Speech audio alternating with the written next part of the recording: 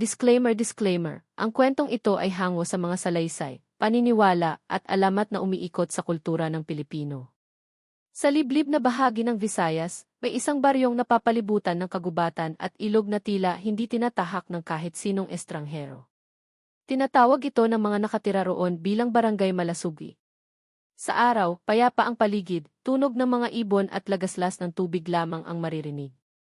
Ngunit sa gabi, sinasabing may ibang buhay na gumigising. Sa kasabihan ng matatanda, tahimik ang baryo kapag may nagmamasid. Pinaniniwalaan na may kasunduan noon ang mga ninuno sa mga nilalang ng dilim, lalo na sa mga aswang, para manatiling ligtas ang lugar, kapalit ng ilang buhay na misteryosong nawawala paminsan-minsan. Ang dalawang kinatatakutan sa baryong ito nakatira si Aling Maritz, isang kilalang mangkukulam. Maraming humihingi ng tulong sa kanya sa panggagamot gamit ang halaman at orasyon, ngunit may takot din ang mga tao dahil sinasabing kaya niyang magpadala ng sumpa. Mayroon ding si Mang Damian, isang mambabarang nakilala sa paggamit ng mga langaw, ipis, at alupihan para magdulot ng sakit o parusa. Malaki ang katawan, matalim ang mata at bihira ang ngiti. Matagal na silang hindi nag-uusap ni Aling Maritz dahil sa nakaraan nilang alitan. Kakaibang katahimikan sa mga linggong lumipas, tila mas tahimik pa kaysa dati ang baryo. Pero may mga senyales ng kakaiba, aso na tahol ng tahol sa gabi, manok na tila nagigising ng mas maaga, at hayop na naglalaho sa bakuran. Isang gabi, habang pauwi si Aling Maritz mula sa pangunguha ng halamang gamot, nakarinig siya ng iyak ng sanggol mula sa kagubatan. Alam niyang iyon ay panlilin lang ng halimaw. Mula sa kanyang tinataguan, nasilayan niya ang isang payat at matangkad na anino na may kinakain sa lupa. Hindi niya malinaw na nakita ang mukha, ngunit alam niyang masama ang dala nito. Samantala, si Mang Damian ay nakakita ng kakaibang bakas sa likod ng kanyang bahay, parang paa ng tao, ngunit mahaba at may matutulis na kuko. Bulungan ng matatanda sa isang pulong ng matatanda, binanggit ni Lola Petra na may kakaibang sakit na dumapo sa ilang bata, panghihina, malamig na balat at kawalan ng gana. Hindi ito ordinaryong sakit, sabi niya.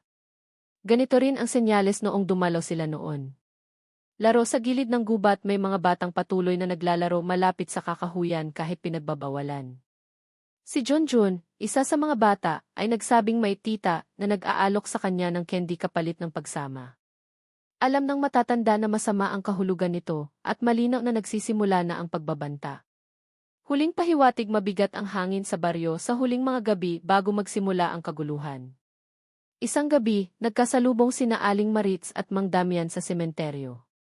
Pareho nilang naramdaman ang kakaibang presensya. Walang nagsalita hanggang sa bumulong si Aling Maritz, darating na sila at doon, nagsimula ang kwento ng takot at kababalaghan sa Barangay Malasugi. Mula ng gabing iyon sa sementeryo, tila naging mas mabigat pa ang atmosfera sa Barangay Malasugi. Kahit sa araw, may pakiramdam na may mga matang nakamasid mula sa kakahuyan. Ang mga ibon na dati maingay sa umaga ay halos hindi marinig. Ang ilog na dati malakas ang agos ay tila kumalma, na para bang may kinikimkim na lihim. Unang biktima isang gabi, bandang 10:00, si Mang Ernesto, isang magsasakang kilala sa pagiging masipag, ay pauwi na mula sa bukid. May dala siyang basket ng mga gulay at planong ibenta kinabukasan. Ngunit habang tinatahak niya ang madilim na daan pa uwi, may narinig siyang pagaspas ng malalaking pakpak mula sa itaas ng puno ng balete. Napatigil siya at tiningnan ang paligid, ngunit wala siyang makita. Pagdating niya sa may maliit na tulay, bigla siyang nakarinig ng mga yabag sa kanyang likuran. Mabilis na sumunod ang tunog, parang lumilipad at bumabagsak sa lupa ng palipat-lipat. Nang lumingon siya, wala pa ring tao. Ngunit bago pa siya makatakbo, isang malamig na kamay ang biglang humawak sa kanyang balikat. Isang matangkad na nilalang, may maputlang balat at dilat na mata, ang sumunggab sa kanya. Kinabukasan, natagpuan ang katawan ni Mang Ernesto sa gilid ng ilog, walang buhay, maputla, at may kakaibang sugat sa leeg. Sa tabi niya, may mga bakas ng paa na tila sa tao, ngunit may matatalim na kuko. Takot sa baryo, kumalat agad ang balita sa buong baryo. Ang mga matatanda, lalo na si Lola Petra, ay nagbulong-bulungan, nagsimula na may ilan na agad nagkandado ng kanilang bahay bago magtakip silim. Ang mga hayop ay pinapasok sa kulungan. May mga pamilya na nagtutulog ng magkakasama sa iisang kwarto, nananalangin na huwag silang mapili ng mga nilalang ng gabi. Sakit ng bata, hindi pa man natatapos ang takot sa pagkamatay ni Mang Ernesto, ay sumunod na pangyayari. Si Junjun, ang batang nakakita umano ng tita sa gubat, ay biglang nagkasakit. Sa simula, para lang siyang nilalagnat, ngunit mabilis siyang nanghina. Hindi na siya halos makabangon at tila natutuyo ang kanyang balat. May naririnig din siyang bulong tuwing gabi, ayon sa kanyang nanay. Agad na ipinatawag ng pamilya si Aling Maritz para magpagamot.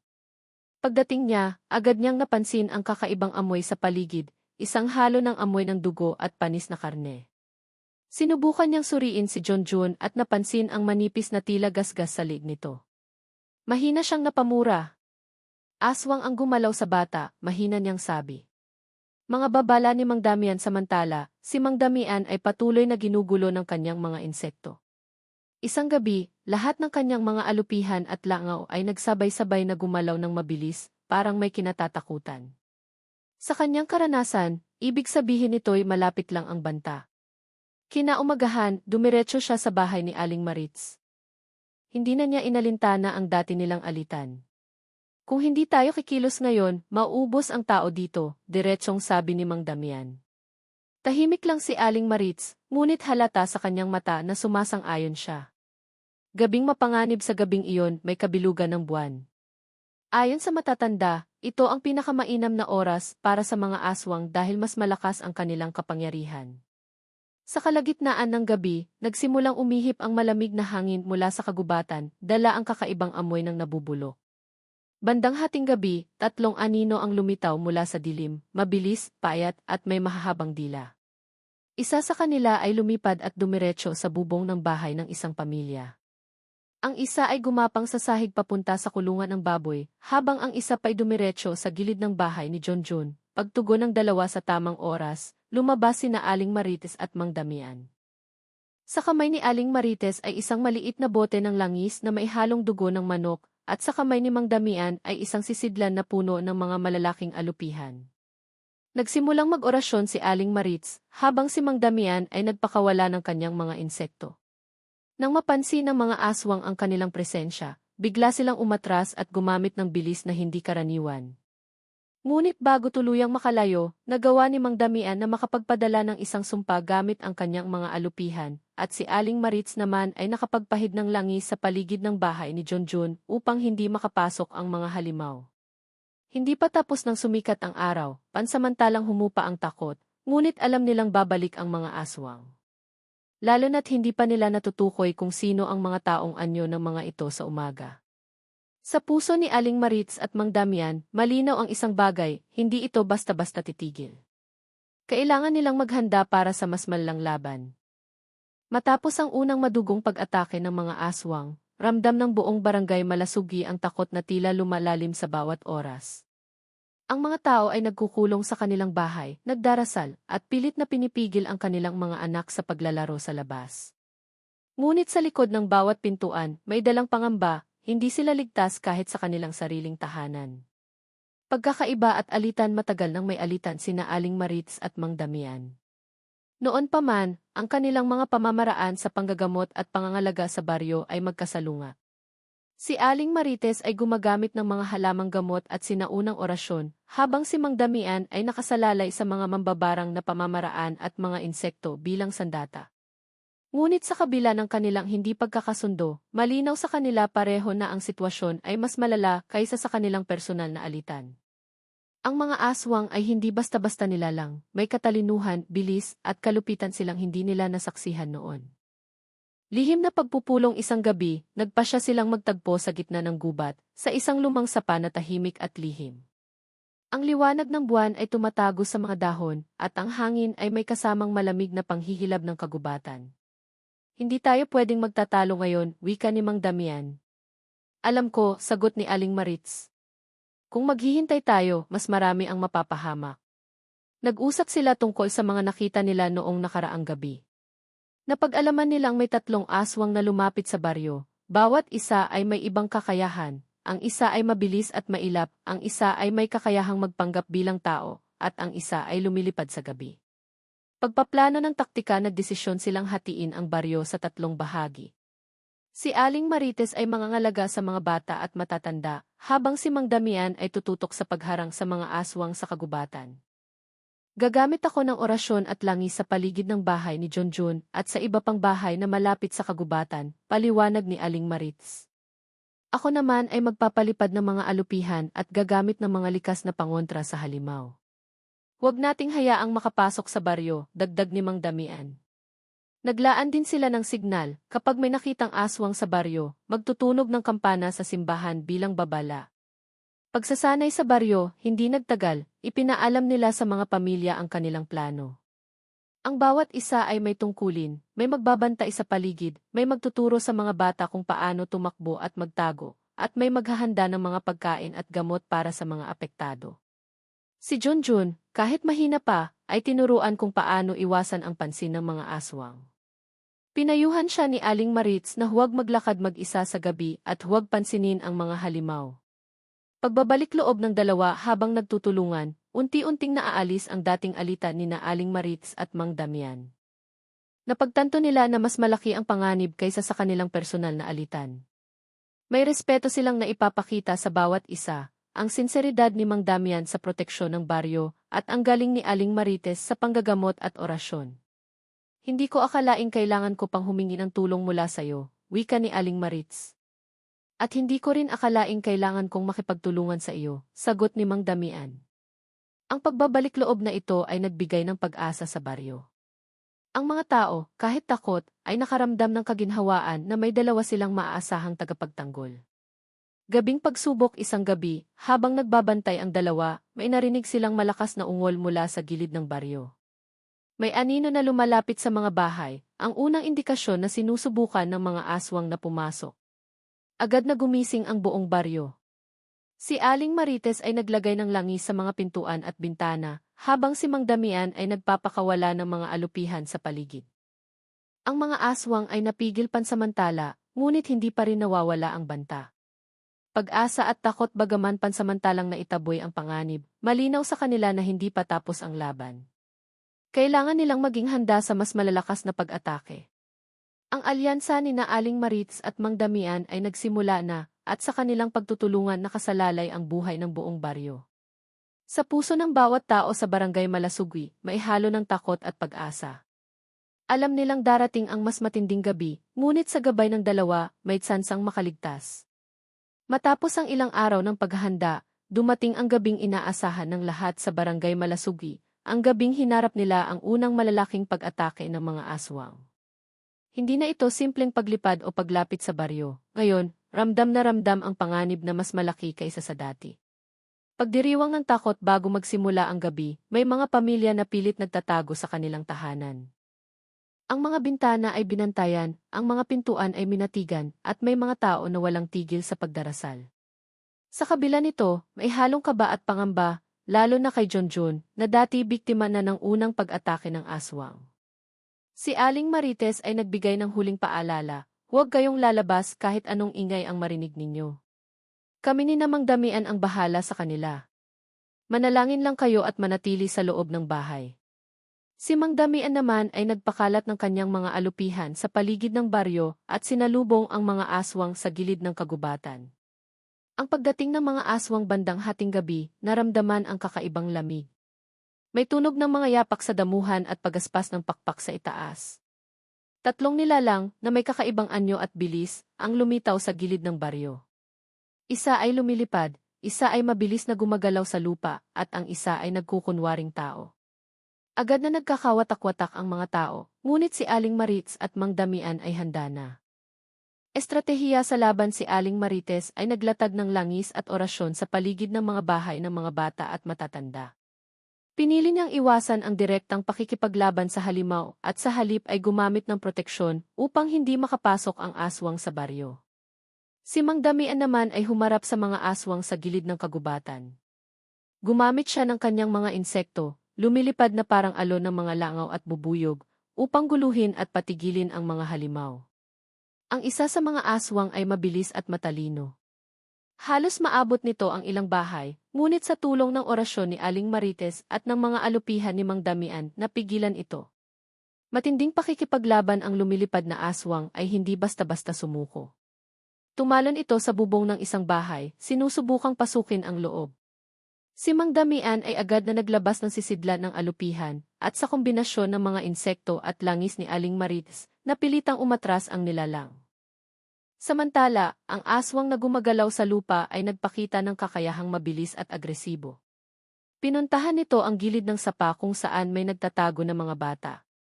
Mabilis na kumilos si Mang Damian upang guluhin ito, habang si Aling Marites ay naglagay ng orasyon sa paligid upang hindi makapasok ang halimaw. Ang aswang na nagkukunwaring tao ay nakapasok sa baryo, ngunit sa tulong ng mga panulat at dasal ng dalawa, natukoy nila ang totoong anyo ng halimaw bago ito nakasaktan ng tao. Pagkakaisa ng baryo habang nagpapatuloy ang laban, nakatulong din ang ilang matapang na residente. May ilan na naglatag ng mga apoy sa paligid ng baryo, na nagbigay ng liwanag at nakapagpatakot sa ilang aswang. May ilan din na nagbantay sa mga bahay at pinanatiling ligtas ang mga bata. Ang kombinasyon ng tradisyonal na orasyon, mambabarang na taktika, at kolektibong pagkilos ng baryo ay nagdulot ng pansamantalang kaligtasan. Pagkatalo ng unang aswang sa wakas, matapos ang ilang oras ng labanan, isang aswang ang nahuli sa tulong ng mga alupihan at orasyon. Napilitan ng isa pang aswang na umatras, at ang lumilipad ay nakatakas sa kagubatan. Bagaman hindi lahat na nilalang ay napatay o nahuli, malinaw sa dalawa at sa baryo na nagtagumpay sila sa unang malaking laban. Pagkatakot at pag-asa bagaman na natiling buhay ang ilan sa mga aswang, ang unang malalaking laban ay nagbigay ng aral sa baryo, ang pagtutulungan, tamang taktika, at tiwala sa isa't isa ay susi upang mapanatiling ligtas ang buong komunidad. Ngunit alam ni Aling Marites at Mang Damian na mas matindi pang laban ang darating. Ang mga nilalang ay matalino at hindi titigil hanggat may mahihinang tao sa paligid. Ang kanilang alyansa ay nasubok at pinagtibay sa unang labanan, at sa puso ng bawat tao sa Barangay Malasugwi, may halo ng pagkatakot at determinasyon. Matapos ang unang laban, nanatiling tahimik ang baryo sa loob ng ilang araw. Ngunit ang katahimikan ay panandalian lamang. Unti-unting kumalat ang takot sa bawat sulok ng Barangay Malasugwi. Ang bawat yabag sa gabi ay nagdudulot ng pangamba, at ang bawat kaluskos sa bubong ay nagiging sanhi ng pag-igkas ng puso ng mga residente. Panibagong biktima isang gabi, si Aling Dele, isang matandang babae na nakatira malapit sa gilid ng kagubatan, ay nawala. Ang kanyang mga anak at apo ay naghanap sa buong baryo, ngunit wala silang makita. Kinabukasan, natagpuan ang katawan ni Aling Deli sa tabi ng ilog, may marka ng kagat at sugat na hindi normal, klarong gawa ng aswang. Ang pangyayaring ito ay nagdulot ng takot sa buong baryo. Ang mga tao ay nagsimulang maglagay ng mas maraming kandila, magbantay ng gabi-gabi, at hindi lumalabas hanggat hindi ligtas. Pagtibay ng alyansa dahil sa pagdami ng biktima, naisip ni na Aling Marites at Mang Damian na kailangan nilang palakasin ang kanilang alyansa. Nagpasya silang magdaos ng lihim na pulong sa ilalim ng punong mangga sa gitna ng baryo. Hindi sapat na maghanda lamang tayo sa bahay. Kailangan nating malaman kung saan nagtatago ang mga aswang at kung kailan sila lumalabas, sabi ni Mang Damian. Tama ka. Kailangan nating maging mas mabilis at mas matalino sa kanila, tugon ni Aling Marites. Nagplano sila ng mas sistematikong pagbabantay, hinati ang baryo sa 4 na sektor, at bawat sektor ay may nakatalagang tagabantay. Ang mga bata ay natutong manahimik sa gabi, at ang mga matatanda ay pinag-aral kung paano makikilala ang galaw ng aswang. Bagong taktika si Aling Marites ay nagdagdag ng mas komplikadong orasyon. Gumamit siya ng mga halamang gamot at langis na may kakayahang makaapekto sa paningin at pandama ng mga aswang.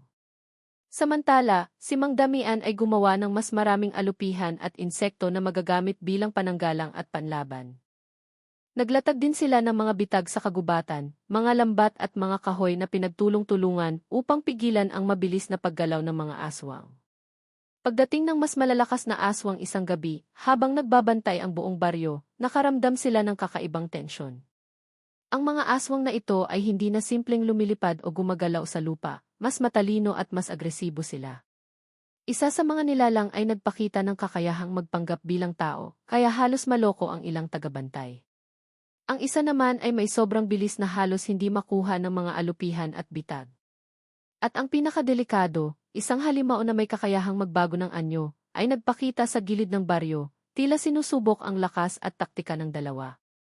Pagkatalo at panibagong aral sa kabila ng kanilang paghahanda, may ilang residente ang nasaktan at isa ang namatay. Bagaman ito'y nakakadurog ng puso, nagturo ito ng mahalagang aral. Ang mga aswang ay patuloy na nagbabago at ang baryo ay kailangang laging handa. Ang pangyayaring ito ay nagpatingkad sa kahalagahan ng pagtutulungan. Ang bawat tagabantay ay natutong magbantay ng mas maingat at ang bawat residente ay may responsibilidad sa proteksyon ng komunidad. Pagsubok sa pananampalataya, ang takot ay hindi lamang pisikal kundi pati na rin espiritual. Maraming residente ang nagdasal at nag-alay ng kandila, umaasang ang mga orasyon at dasal ni Aling Marites ay sapat upang mapigilan ang masamang nilalang. Si Junjun, na dati biktima, ay natutong maniwala sa kahalagahan ng tapang at pananampalataya. Sa tulong ng kanyang pamilya at ng dalawang mangkukulam, natutunan niyang ang bawat hakbang ng kaligtasan ay may kasamang sakripisyo at determinasyon. Pagpapalakas ng baryo matapos ang mga insidente, mas naging handa ang bawat pamilya. Ang mga bata ay natutong manatiling tahimik at sumunod sa mga tagubilin, habang ang mga matatanda ay nag-organisa ng mga panangga at pagsasanay sa gabi. Ang alyansa ni Aling Maritz at Mang Damian ay lalong pinatibay.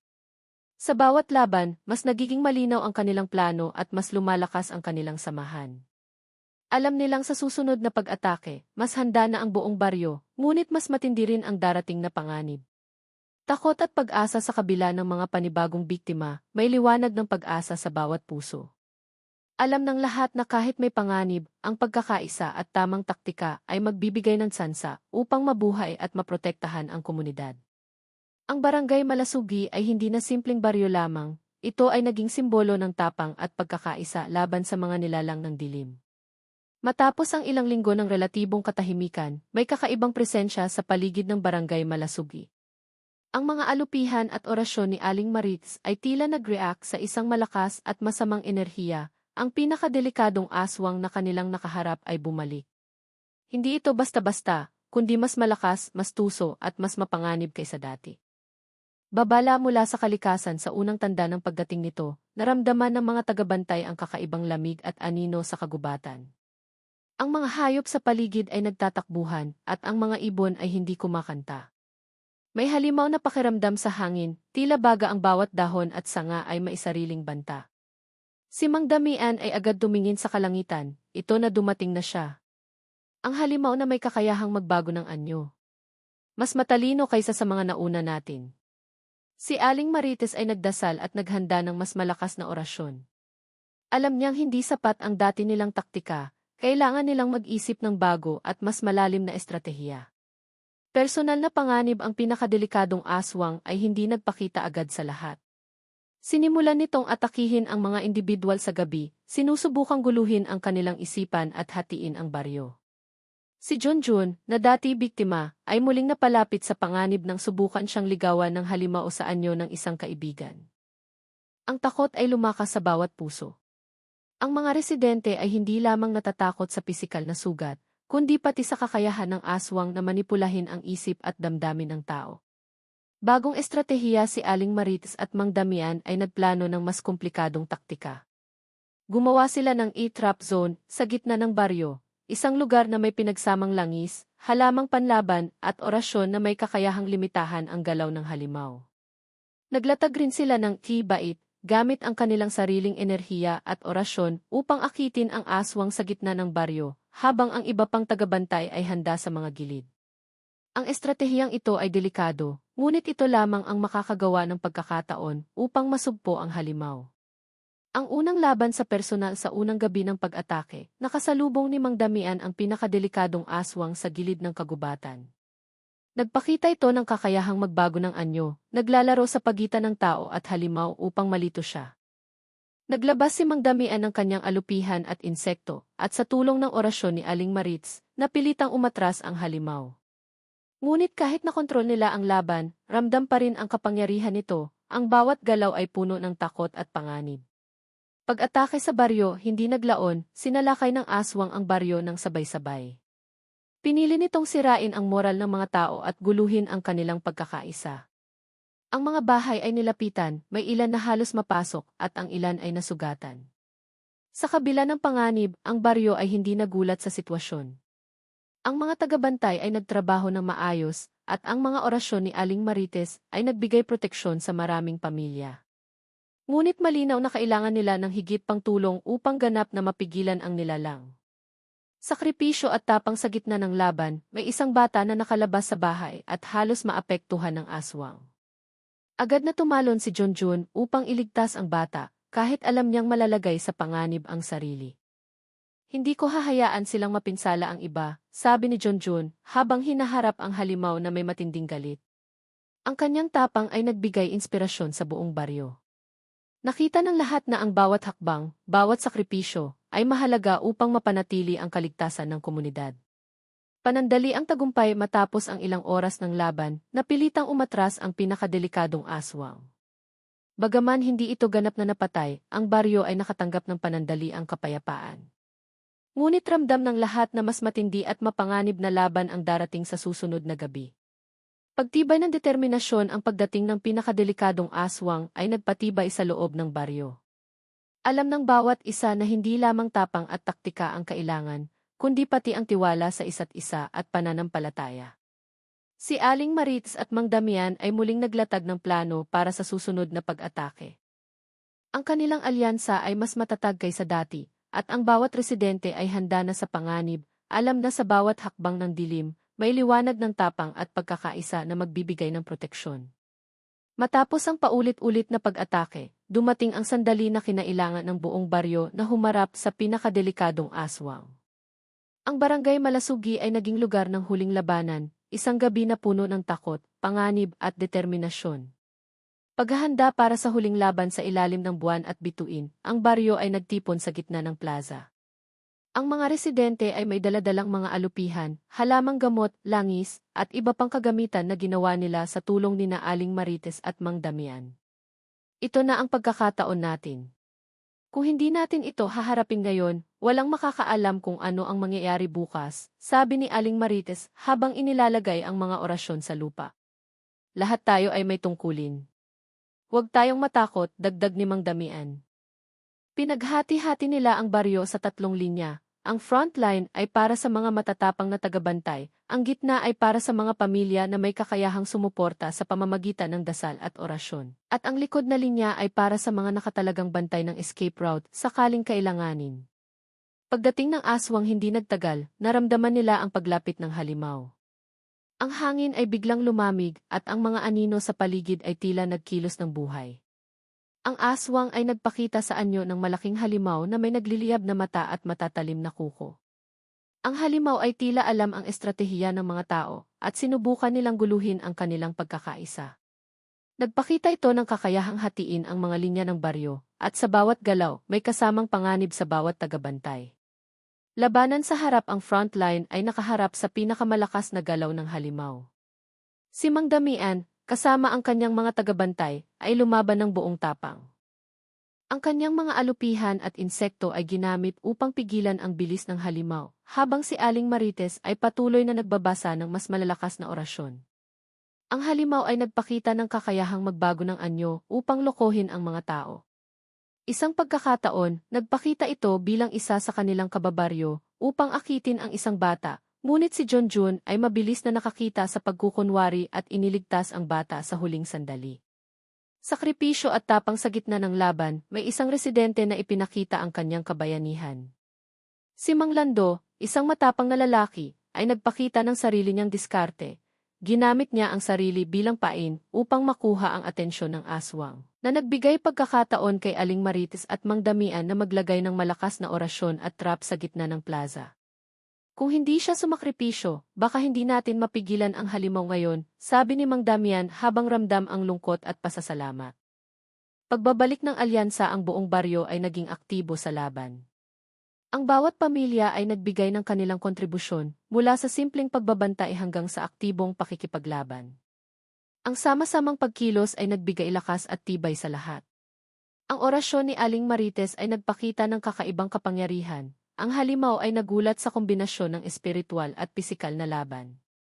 Sa tulong ng mga trap, alupihan, at lakas ng pagkakaisa, unti-unting napipigilan ang galaw ng halimaw. Pinakahuling pagsubok sa huling sandali, nagpakita ang halimaw ng kanyang pinakadelikadong anyo, isang halimaw na may kakayahang magparami ng sarili at magbago ng anyo ng mabilis.